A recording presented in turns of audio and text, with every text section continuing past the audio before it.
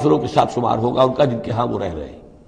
البتہ یہ کہ اگر وہ مدد طلب کریں تمہیں مدد کرنی ہوگی بشرطے کہ ان کے قبیلے سے تمہارا کوئی معاہدہ نہ ہو۔ الا تفعلوہ، اگر تم ان چیزوں کی پابندی نہ کرو۔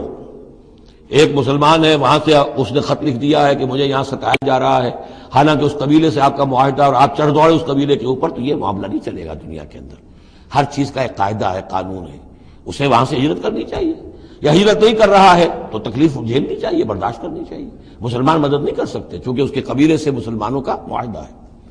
الا تفعلوہ، اگر یہ قواعد و ضوابط پیش نظر نہیں رکھو گے، ان کی پابندی نہیں کرو گے، تکن فتنۃ، تو پھر تو یہ ہے کہ فساد برپا ہو جائے گا، فتنہ پھیلے گا، فی الارض و فساد کبیر، اور بہت بڑی جو ہے بدامنی ہو جائے گی۔ اب وہ آیت آگے جس کا میں نے ذکر کیا تھا، والذین آمنوا وہاجروا وجاہدوا فی سبیل اللہ والذین آووا ونصروا اولئک هم المؤمنون حقا۔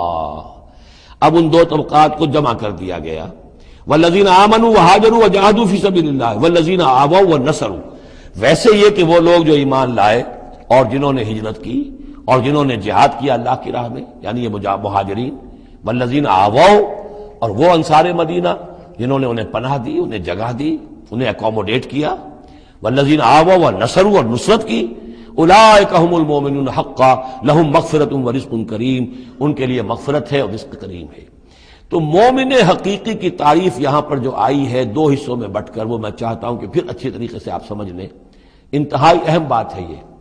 ایک مسلمان کے لیے بنی الاسلام علی خمس، 5 چیزیں ہیں، کلمہ شہادت، نماز، روزہ، حج، زکوٰۃ۔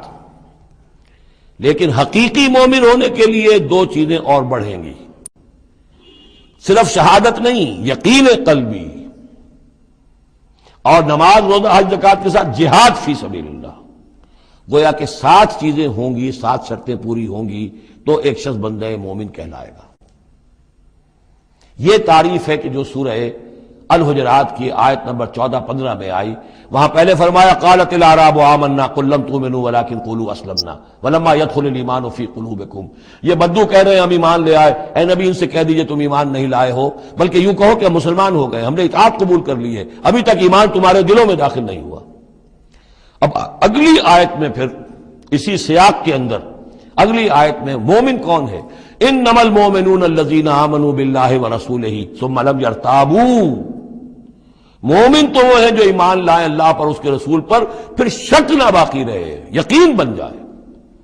اور دوسرے وجاہدوا باموالہم وانفسہم فی سبیل اللہ، اور وہ جہاد کریں اللہ کی راہ میں اپنی جانوں اور مالوں کے ساتھ، اولئک ھم الصادقون، صرف وہ سچے ہیں۔ اس کو میں نے پرکار سے تشبیہ دی تھی۔ اب اگر وہ دل میں یقین ہے تو اس کی کیا کیفیات پیدا ہو جائیں گی؟ دلی یقین کی کیفیات وہ شروع میں آ گئی ہیں۔ انما المؤمنون الذین اذا ذکر اللہ وجلت قلوبہم، اہل ایمان تو وہ ہیں حقیقت میں کہ جب اللہ کی یاد کرتے ہیں، اللہ کا ذکر ہوتا ہے، ان کے دل لرز اٹھتے ہیں۔ وَإِذَا تُلِيَتْ عَلَيْهِمْ آيَاتُهُ زَادَتْهُمْ ایمانا، جب ان کو اللہ کی آیات پڑھ کر سنائی جاتی ہیں ان کے ایمان میں اضافہ ہوتا ہے۔ وَعَلَىٰ رَبِّهِمْ يَتَوَكَّلُونَ، ان کا توکل، ان کا بھروسہ کل کا کل اللہ کی ذات پر ہے۔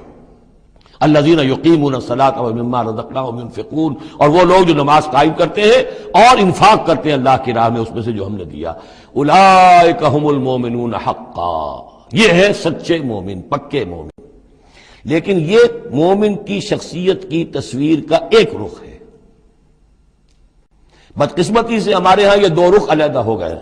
معاملہ یہ ہے کہ یہ ورق، اس ورق کا ایک صفحہ یہ ہے، ایک صفحہ یہ ہے، یہ انسیپریبل ہے، صفحات کو جدا نہیں کر سکتے آپ۔ ورق ایک ہے، اس کا ایک رخ یہ ہے صفحہ، ایک رخ یہ ہے صفحہ۔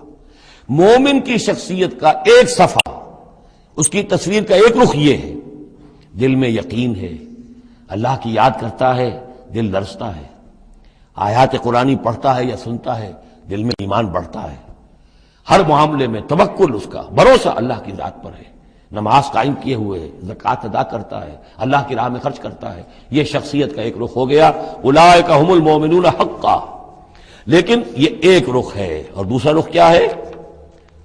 وہ ہم والذین آمنوا وہاجروا وجاہدوا فی سبیل اللہ والذین آووا ونصروا اولئک ھم المؤمنون حقا، اور وہ لوگ جو ایمان لائے، جنہوں نے ہجرت کی، جنہوں نے جہاد کیا اللہ کی راہ میں، اور وہ لوگ جنہوں نے انہیں جگہ دی، پناہ دی اور ان کی مدد کی، یہ ہیں مومن سچے۔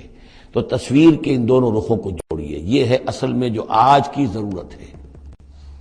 صحابہ کرام کی شخصیتوں میں یہ دونوں رخ تھے۔ جیسے سوال آیا ہمارے ہاں، اڑائے کچھ ورق لالے نے، کچھ نرگس نے، کچھ گل نے، چمن میں ہر طرف بکھری ہوئی ہے داستاں میری، دین کے حصے بکھرے ہو گئے، کوئی حلقے ذکر کے ہیں تو ان کو جہاد وغیرہ سے کوئی غرض نہیں، کوئی جہادی تحریکیں ہیں تو ان کے اندر جو ہے وہ دوسری کیفیات نہیں۔ اس طرح کے معاملات جو ہے تقسیم ہو چکے ہیں۔ جب تک کہ یہ مکمل شخصیتیں وجود میں نہیں آئیں گی، یہ ظاہر بات ہے صحابہ کی کمیت کے اعتبار سے تو وہاں تک نہیں پہنچ سکتے، لیکن ان کا عکس تو ہو، اس طرح کی کیفیت متوازن طریقے پر۔ اگر 25% ادھر ہے 25% ادھر بھی ہو، 10% ادھر ہے 10% ادھر بھی ہو، لیکن ایک ہی طرف 70% ہو جائے، دوسری طرف 0 ہو، وہ معاملہ گڑبڑ ہے۔ یہ دونوں جو رخ ہے شخصیت کے، ان کو جمع کرنے کی ضرورت ہے۔ اولئک هم المؤمنون حقا لهم مغفرۃ ورزق کریم، ان کے لیے مغفرت ہے اور رزق کریم ہے۔ اللہم ربنا اجعلنا منہم، اللہم ربنا اجعلنا منہم والذین آمنوا من بعد وہاجروا وجاہدوا، اور جو لوگ بعد میں ایمان لائے یا لائیں گے اور ہجرت کریں، جہاد کریں، وجاہدوا معکم، تمہارے ساتھ ہو کر جہاد کریں، فاولئک منکم، تو اے مسلمانوں وہ تم ہی میں سے ہیں، تمہاری جماعت، تمہاری امت حزب اللہ کے حصے ہوں گے۔ وَأُولُو الْأَرْحَامِ بَعْضُهُمْ أَوْلَىٰ بِبَعْضٍ فِي كِتَابِ اللَّهِ، البتہ اللہ کا جو قانون ہے، جو شریعت ہے، مثلا جو وراثت کا معاملہ ہے، اس کا تعلق جو اولو الارحام کے ساتھ ہے۔ یہ جو بھائی چارہ تھا اس کی بنا پر وراثت نہیں ہے۔ وراثت ہوگی وہی جو رحمی رشتے ہیں جن کے بنا پر کہ وراثت کا قانون بنا دیا گیا۔ اولو الارحام بعضهم اولیٰ ببعض فی کتاب اللہ، اللہ کی شریعت کے ضابطے کے قانون میں بہرحال جو رحمی رشتے ہیں وہ یقیناً مقدم ہیں۔ ان اللہ بکل شیء علیم، یقیناً اللہ تعالی ہر